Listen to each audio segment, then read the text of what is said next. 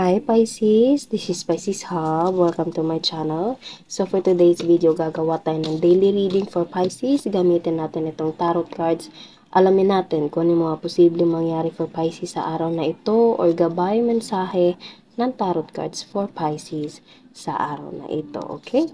So, reminder lang po na ito ay general reading Pisces. So, pwede po mag-resonate sa'yo, pwede pong hindi, okay?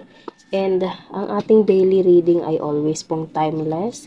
So, kahit anong araw, buwan, o taon mo ito napanood, basta mag-resonate po sa sitwasyon nyo, take nyo lang, okay? And, ang lahat po ng gender ay welcome po sa ating channel.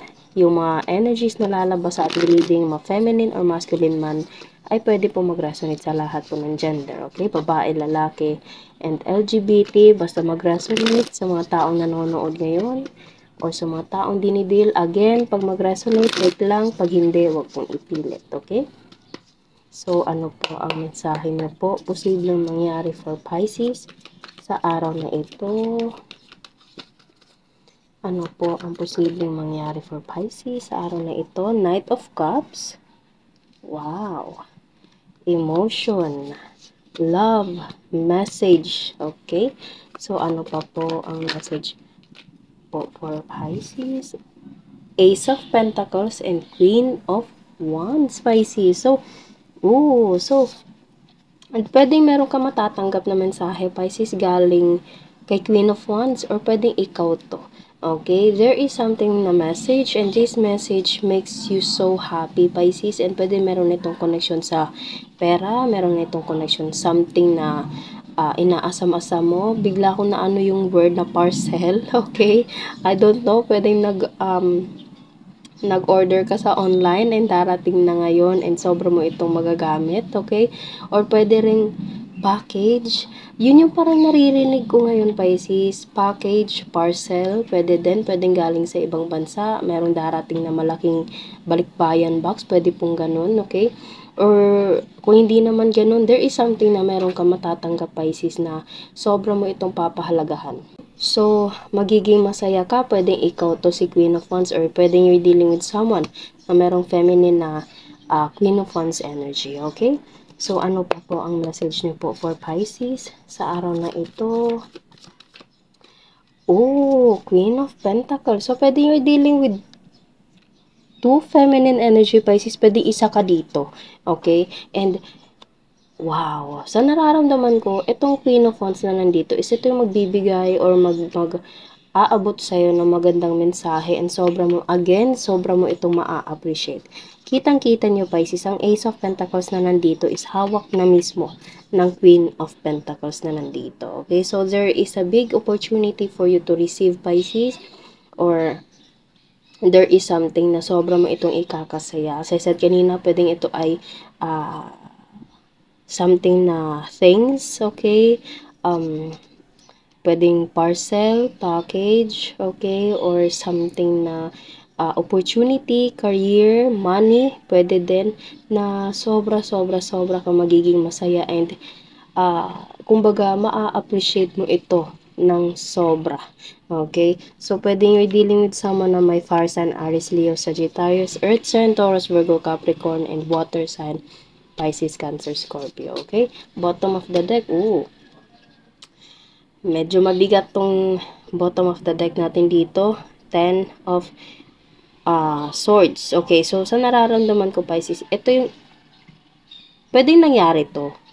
Pwedeng nangyari na to, Pisces. Pwedeng recently lang, okay? Pwedeng kahapon, nung nakaraang linggo, okay? Or something na parang kakapangyari lang, na lang. Pwedeng ito yung nararamdaman mo na parang you feel defeated, Pisces. You feel hopeless, okay? Pwede ding ito ay betrayal. Pwede ding, kung hindi naman betrayal, as I said kanina, pwede merong something na feeling mo parang napagod ka, sobra ka nasaktan, okay? And feel mo parang wala. Parang it's either ikaw yung tumigil, or pwede pong ganun, okay? Pero, this beautiful 4 cards right here is ito yung parang hihila sa'yo pataas, okay? Dahil sobra kang lugmok, Pisces, kitang-kita nyo, parang yung energy mo dito parang nakasalubsob na parang bahala na, ganun. Okay, so, ang dami mong pwede ding pinagdaanan mo to sa buhay, Pisces. Ang dami mong pinagdaanan.